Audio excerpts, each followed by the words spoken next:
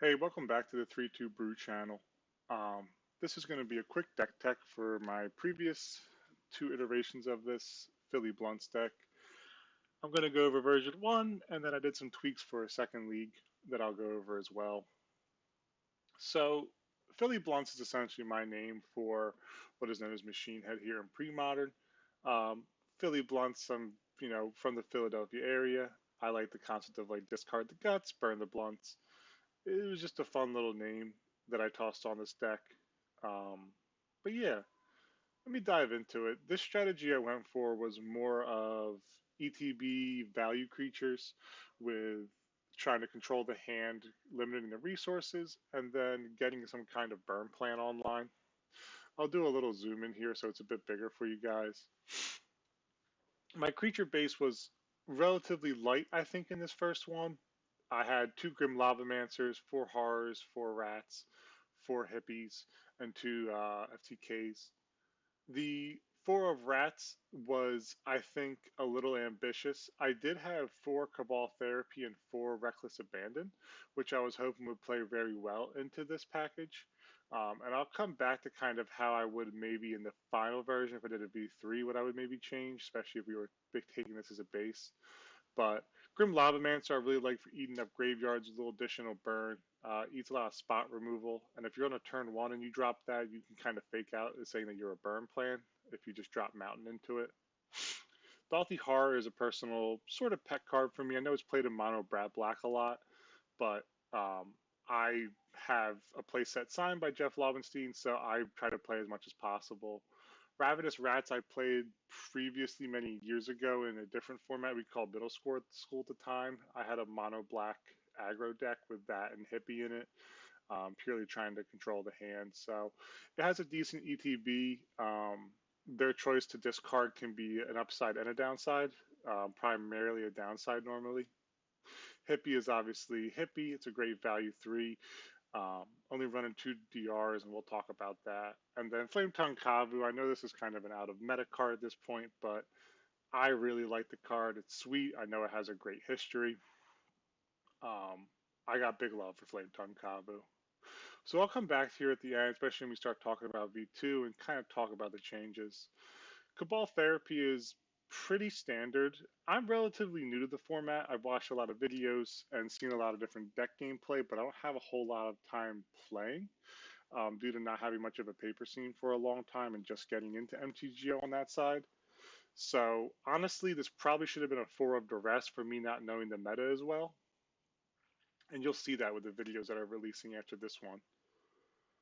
Then we have Reckless Abandon. This is a card when I first started getting into the format pretty heavy. There was a burn deck that ran Reckless Abandon with a bit heavier of a. It was more of a slide deck, but Reckless Abandon is one of the big finishers.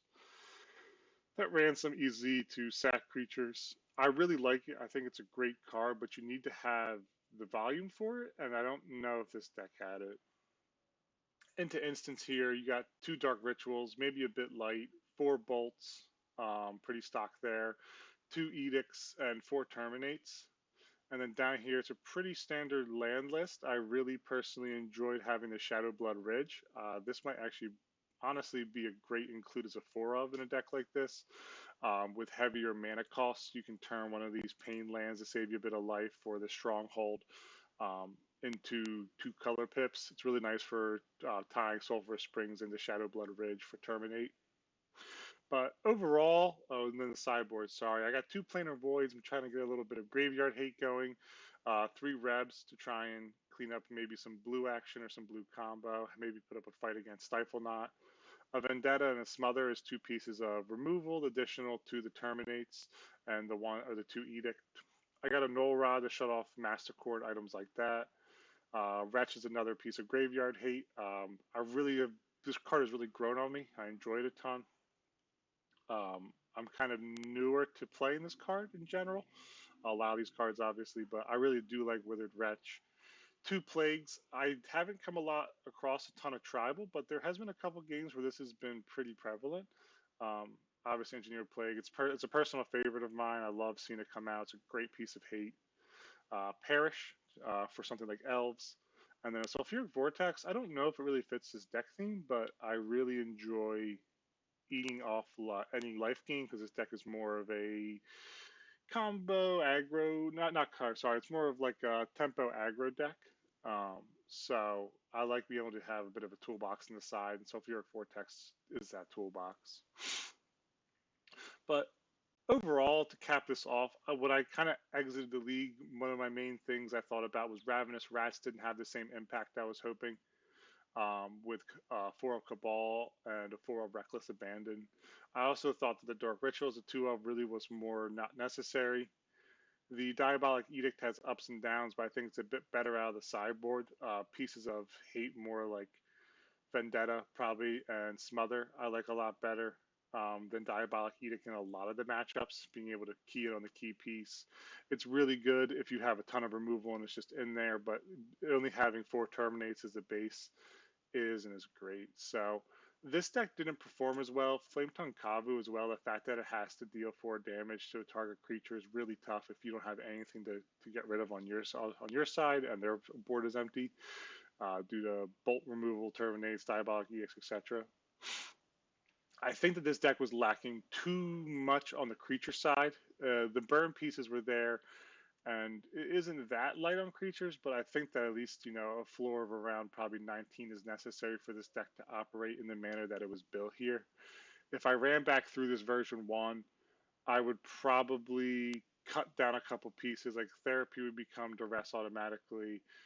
If the Reckless Abandon stayed, I might try to get rid of, maybe trim this down to like 2 Terminates, drop the Edicts, and put a couple Unearths in.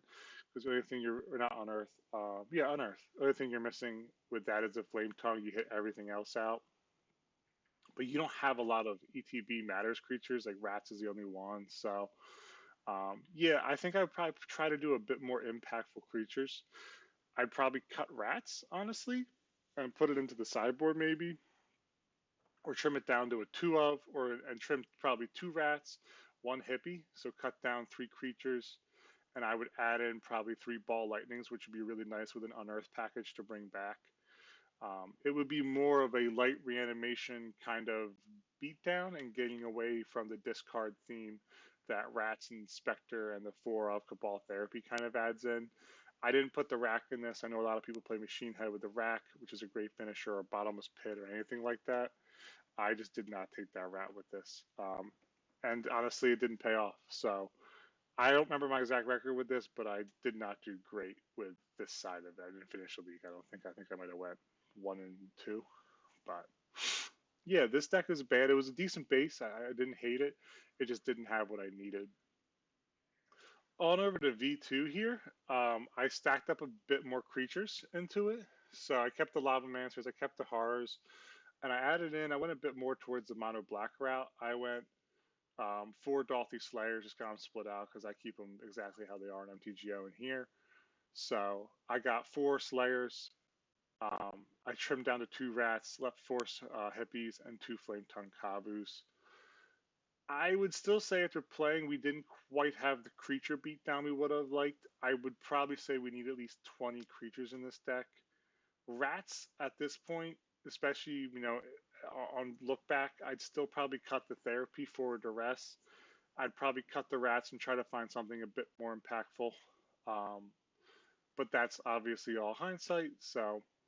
But I really liked the matchups where they didn't have a lot of good removal or a lot of non-conditional black removal.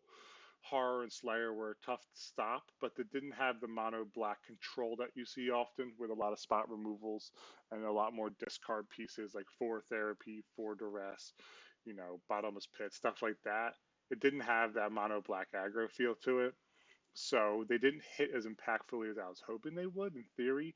But when they did show up in the correct matchup where they didn't have the answers in hand on the spot, they were pretty darn impactful. FTK, I think I only really used maybe once or twice.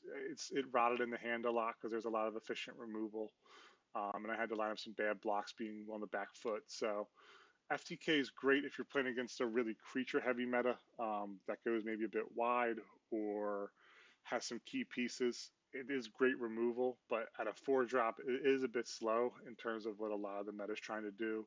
It's not always a guaranteed top deck, so it's hit or miss. I think it would be a lot better in the sideboard. If you could find a slot down the sideboard for it to live, it would be fantastic against the correct matchups. It is a tough piece to deal with. It does have a 2 but the 4 up front eats a lot of things that it needs to eat. So I think that moving forward, this will become a sideboard card, and I think it'll live really well out of the sideboard. I left four Cabal therapies in hindsight. Like I said, the rest probably would have been better. It didn't have as much synergy as previous with only 2 rats, which were kind of just disposable. Stuff like that. You can always send it to a Flame Tongue Kavu because it doesn't have anything as much. It doesn't have an attack trigger or whatever, but I don't know. It wasn't quite where I should have been, and that's primarily due to my knowledge of the format not being great. I then slid up to 4 Dark Rituals to try and accelerate the hands. The Dark Rituals hit well, but due to the fact of having a decent amount of red pips trickled in throughout here, especially in the sideboard, if you look at red and Sulfuric Vortex especially, the DR wasn't as impactful as I was hoping. Um, I think that depending on the build, the DR might get cut or trimmed down to maybe a 2 of if you want to have a double spell. If you had a good black 1 drop, like you played Carnophage or something, you could obviously turn 1 DR Dalthy Slayer into Carnophage and you'd have some legitimate pressure early game. But with my current build, looking in hindsight, it didn't have as much as an impact as I was hoping.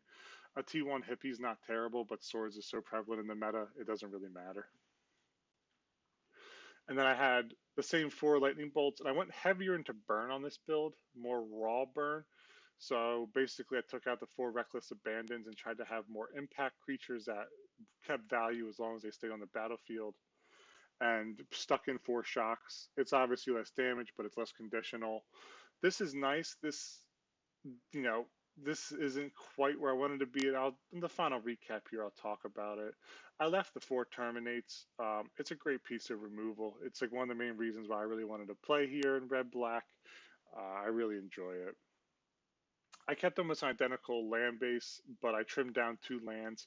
I felt a bit flooded on 24 previously, with my top end only being an FTK, and a lot of stuff was averaging out probably around a 1.7 to a 2.1 in terms of costs. So land-wise, once you hit 4 lands, you were pretty much double spelling as long as you had it. So um, yeah. The final thing then, the sideboard stayed the exact same. Nothing changed within here. I considered maybe doing a couple different swaps, but I liked it. There's enough pieces out the side. There's a lot of graveyard hate because I played a lot of graveyards in um, the previous month's challenge. So it was whatever. I'm not great at building sideboards, to be frank. If you come to these videos and you want to watch a deck tech and learn heavy about sideboard, this really isn't a deck tech. It's more just a review to talk about maybe my personal ideas and thoughts that I saw, but you're definitely not going to get any mind-blowing sideboard information out of one of my videos, unfortunately. But if you have some links for sideboarding, let me know. Drop it in the comments, and I'll try to follow them and see if I can get some more knowledge. My final thoughts on this deck went 1-5. I didn't have a lot of, I shouldn't say that. I had some decent matchups. They weren't amazing. They weren't terrible. But there's a couple times where I probably should have won. We played Burn, and I think I have a relatively medium. This archetype was a decent medium setup against Burn, depending on your level of removal. But really, the only time we won, we played a first game against Red Blue. Well, you'll see. First game was basically my only win. It was against Red Blue Mud, and basically my opponent just drew terribly, and I was able to close the game out. So it was more of a asterisk win game. I think that this deck lacked impact in creatures for sure. The mono black set up for a mono black aggro or mono black discard with closers like Horror and Slayer, really feeding into that discard to eliminate the resources is one of the biggest things. This version strayed away from it. So the only discard we really had was Cabal and Ravenous Rats, and you had to hit with Cabal. I had a ton of terrible Cabal therapy names. The one game I named, I think, 3 Cabal therapies and didn't hit a single card, even though they were all great for with the deck and things you'd want to hit to try and shut it off. But yeah, I think moving forward, I would say that leaning heavier into either the burn, the beatdown, or even the discard concept with this, with one of those other ones being more of a sub theme. So if you want really heavy discard with a sub theme of burn, leave the Grim Lobamancers, leave the bolts, and trim basically anything else that does burn. Put the Flame Tongue into the sideboard for more of a creature control. It's tough to figure out.